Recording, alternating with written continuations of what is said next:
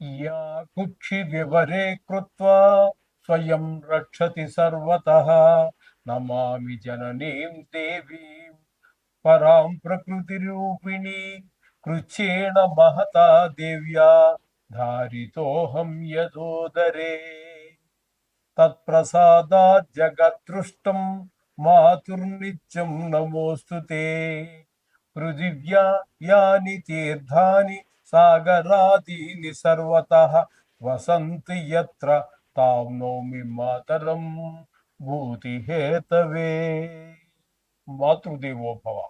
July నెల 2026 సంవత్సరం గోచార ఫలితాలు ఇప్పుడు మనం చెప్పుకోబోతున్నాము. నోటికి ఏదొస్తే అది చెప్పటం ఉండదండి మా దగ్గర.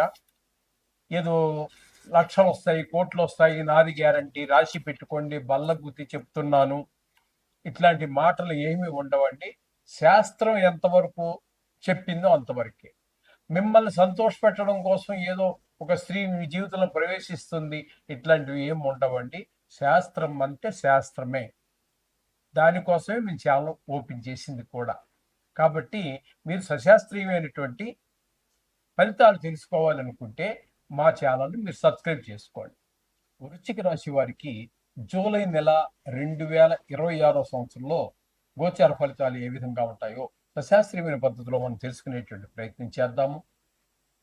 ఇక్కడ ఈ వృశ్చిక రాశి వారికి చతుర్థ స్థానంలో రాహుగ్రహ సంచారం అన్నట్టయితే ఇక్కడ మీకు ఆయన ఇచ్చే ఫలితాలు ఏ విధంగా ఉంటాయంటే, తల్లి గారి ఆరోగ్య విషయంలో కానీ, లేకపోతే ఆవిడ ఆశీస్సులు మనకు లభించకపోవటం కానీ, ఈ విధంగా, లేకపోతే ఆవిడని మనం ఇబ్బంది పెట్టడం కానీ, లేకపోతే ఆవిడ వల్ల మనం ఇబ్బంది పడటం కానీ ఏదో ఒకటి జరుగుతుంది. అలాగే విద్య విషయంలో, భూమి విషయాల్లో, గృహాల విషయంలో, వాహనాల విషయాల్లో, మన స్వభావం విషయంలో కొంచెం డిఫరెంట్, అంటే కొంత తేడా, వ్యత్యాసం కనిపిస్తూ ఉంటుంది. మంచిగా అయితే ఉండదండి.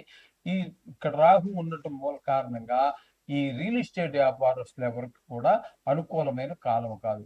ఇక పంచమంలో శని భగవాన్ యొక్క సంచారం, ఇది మన సంతానం మీద చాలా దుష్ప్రభావం చూపిస్తూ ఉంటుంది. చదువులో కావచ్చు, ఆటల్లో దెబ్బలు తగిలించుకోవడం, ఖర్చులు కావడం, చదువు మీద శ్రద్ధ లేకపోవడం, కొంత ఇంటర్మీడియట్, 10th క్లాసు ఈ వయసులో వచ్చిన చెడు స్నేహాలు ఇట్లాంటివి కూడా వచ్చే అవకాశం ఉంటుంది. ఇకపోతే సప్తమ స్థానంలో కుజుని యొక్క సంచారం తీసుకున్నట్టయితే భార్యాభర్తల మధ్యన పొరపచ్చాలు రావటం, అలాగే భాగస్వామ్యంలో వ్యాపారం చేసే వారి మధ్యన కూడా అభిప్రాయ భేదాలు రావటము, ఏకాభిప్రాయం లేకపోవటంగా కొంత ఇబ్బందికరమైనటువంటి పరిస్థితులు ఎదుర్కోవాల్సి వస్తుంది. ఇకపోతే రవి యొక్క సంచారం తీసుకున్నట్టయితే 8వ స్థానంలో, అంటే మిథునంలో 16 రోజులు, మిగతా నెలంతా కూడా భాగ్యస్థానంలోనూ సంచారం చేస్తున్నారు. అయినా 8వ స్థానంలో కానీ, అది 9వ స్థానంలో కానీ, భాగ్యస్థానంలో కానీ శుభ ఫలితములను ఇవ్వజాలరు. 8లో ఉన్నప్పుడు చాలా పెద్ద కష్టమే వస్తుంది. ధన నష్టం, కలహాలు, పరాభవాలు, అవమానాలు వస్తే, భాగ్యస్థానంలోకి వచ్చాక వాహన సౌఖ్యం లేకపోవటం, అలాగే తీర్థయాత్రలు వెళ్ళలేకపోవటం, వెళ్ళినా అక్కడ ఇబ్బందులు పడటం, ఇట్లాంటివన్నీ కూడా ఇక రవి భాగ్యస్థానంలో ఉన్నప్పుడు జరుగుతూ ఉంటాయి. అలాగే బుధుని యొక్క సంచారం 8వ స్థానంలో ఒక 11 రోజులు ఉంటుంది, 2 దఫాలుగా వచ్చి. అక్కడ మీరు 8వ స్థానంలో ఉన్నప్పుడు కొంచెం అనుకూలమైన పరిస్థితులే ఎక్కువగా.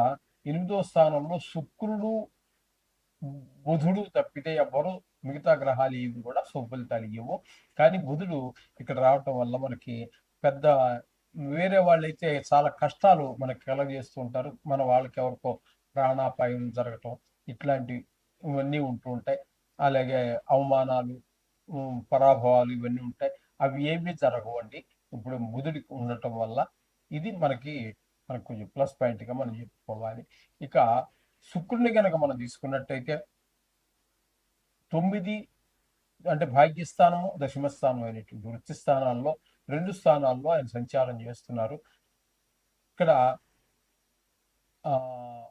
భాగ్యస్థానంలో 4 రోజులు మాత్రమే, కానీ దశమ స్థానంలో మిగతా నెలంతా కూడా ఉన్న కారణంగా వృత్తిపరమైనటువంటి అభివృద్ధి ఖచ్చితంగా కనిపిస్తుంది. 9వ స్థానంలో ఉన్నప్పుడు కూడా ఆయన చక్కటి ఫలితాలు, దానాలు, ధర్మాలు, దేవి భక్తి ఉండటం, గుళ్ళకి వెళ్ళడం, గోపురాలు తిరగటం ఇవన్నీ మనకి అవకాశం కల్పిస్తాడు. ఇక గురువుని గనక మనం తీసుకున్నట్టయితే భాగ్యస్థానంలో ఉన్నారు. భాగ్యస్థానంలో గురువు చాలా శుభప్రదమైనటువంటి దైవభక్తి బాగా ఉంటుంది. అలాగే అన్నీ మనం దేనికోసం భాగ్యం అంటే చాలా ఏది మనకి కలిసి వచ్చే ఉన్నా కూడా మనకి ప్రయోజనం చేకూర్చేవన్నీ కూడా భాగ్యమే. తల్లిదండ్రులు దర్శనం చేసుకోవడం భాగ్యం, మంచి పిల్లలు ఉండడం భాగ్యం, మంచి భార్య దొరకడం భాగ్యం, మంచి అన్నదమ్ములు, ఇలా మన అక్క చెల్లెళ్ళు అందరూ ఉండడం అంత భాగ్యం. ఇవన్నీ మనకి ఈ దశమ గురువు వల్ల శుభప్రదమైనటువంటి ఫలితాలన్నీ వస్తూ ఉంటాయండి. ఇకపోతే కేతువు కనుక మనం తీసుకున్నట్టయితే దశమ స్థానంలో ఉన్నారు. దశమ స్థానంలో కేతు వృత్తిపరమైనటువంటి ఇబ్బందులు కలగజేస్తూ ఉంటారు. కాబట్టి ఈ విధమైన ఫలితాలన్నీ ఉన్నాయి కాబట్టి ఖచ్చితంగా మీరు నవగ్రహాలలో జపం రోజు చేసుకున్నట్టయితే మనకి అనుకూలత బాగా ఏర్పడుతూ ఉంటుంది. అలాగే మీరు సంకటహార చతుర్థిని కూడా వాడుకోండి. ఆ రోజు గణపతి చేయించుకున్నట్టయితే మీకు చక్కటి ఫలితాలన్నీ కూడా ఏర్పడతాయి. శుభం భూయాలు.